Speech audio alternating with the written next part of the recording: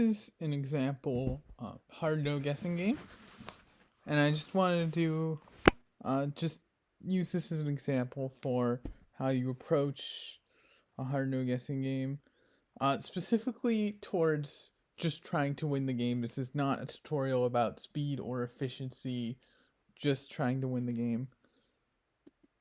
And so, okay, yeah, and so no guessing, so they give you the starting spot. And something you will notice. Oh yeah. I might not have been like 100% focused on the game. I might have like tabbed out a little bit, so that might be why there's gaps. But anyway, uh, you will see that I'm going to use chording a lot, even when it opens up just one space, like here. Oh wait, no, never mind. I thought I did different. Like there, and I think, and if you're just going by win rate, it's good to get in the habit of chording a lot because there is less fewer mistakes to make, right? Because as you'll see, like you have to, for a chording to go wrong, you have to place a flag in the wrong place and hit the space to do the chording. Whereas for just pressing it to go wrong, you just have to press in the wrong space. You just have to misclick once, and so it is easier to chord. It is harder to make mistake when chording than when clicking regularly. So that is why you will see me chording even when I'm doing one at a time like that. I would rather chord because it's easier to avoid mistakes. Now, there hasn't been much complex logic here yet, and it's hard. So it's not evil. So there's a limit on how complex the logic can be. But here, this is just a really basic one. 3 is more than 2, so and since there's only one bordering the 3 that's not bordering the 2, then it has to be that. There's be a 1 there. And there's probably going to be some more complex logic here. And with the more, like, okay, yeah. Like, see, yeah. This is another simple one where it's like, okay, the 3 is 2 more than 1, it has to be one of those 2. And for patterns that do get a little more complex, you can few different ways you can go about it. You can just look them up and memorize them. I know some people do that. I didn't really do that. I just kept doing them. I kept using the logic to go through it until eventually I could figure out the patterns and got them down. So either way, whatever works for you, and whatever works for you is a big part of this, right? Because it is a game of logic, but really, once you get down to it, it's a game of psychology, especially like trying to do win rate. It's a game of psychology. You have to do whatever you can that helps you stop from making mistakes, right? Whatever works for you, whatever stops you from making mistakes is what you need to focus on. So, for example, one thing I like to do is whenever there's chording available, I like to do it. I don't want to have chording available and miss out on it because I noticed that those are the situations where I'm likely to make a mistake if I miss out on it, right? That's just, for me, that's where I make mistakes, and that's what I try to avoid. Now, it's weird there hasn't been as much complex logic as I expected from this game. Okay, so another thing, like here's 3-2, there has to be one more there than there. Yeah, some more. Yeah, really, yeah, I mean, logic can only be so complex and hard, but there are patterns that you get to know.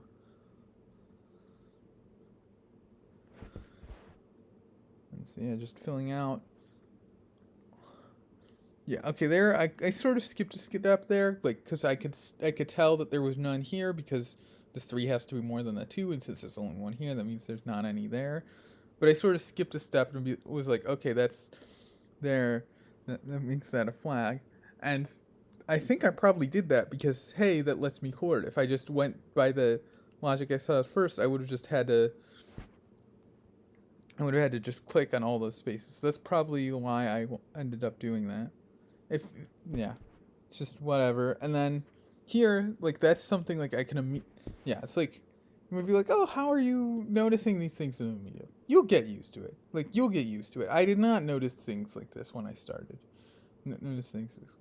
And here, I'm not sure if I'm taking a while to find something. I might have actually. I'm not sure whether I was focusing or not. Maybe I should have like paid attention to how I was during the playthrough, but oh well. Um, here, yeah, it's like two has to be one more than one, so it's that and get rid of that. So yeah, it's a lot there, and that's once again doing according to like, because really the logic I was using is because these twos are next to each other, so they have to be the same, so there can't be any in this column next to this two.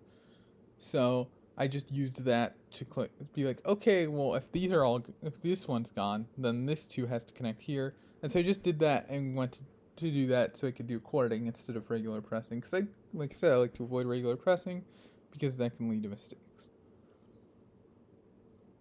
And then generally, a habit I have is like going for the corners first.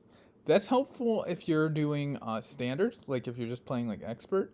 That's helpful. That's not really helpful in hard because like it's all solvable. It's whatever. But it's just a habit I formed, and I still think I kind of like doing that. Okay, yeah. Here's just another counting like this. This is one here, 2, 3. That makes that 4. So you can two next to each other. And then there, I did the flags before opening that up. I don't know why I do things in order sometimes. You know, it's like whatever, right?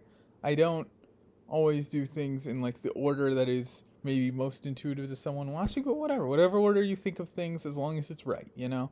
As long as it's right, you can do weird orders. Now, you're just laying out this top, one. Yeah, just opening up more of this. And then flags here. And then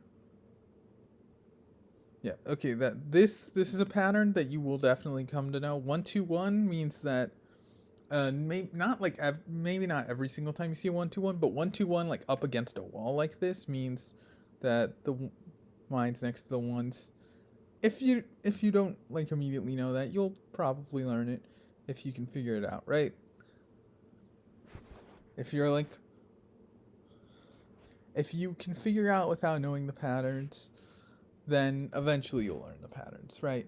If you can't figure it out, then you should probably either learn the patterns or see if you can find some way to figure it out, because that's important. And then this is an interesting situation because we have one left there, but since we've used all our flags, since there are 0 mines left, we know there can't be a mine there.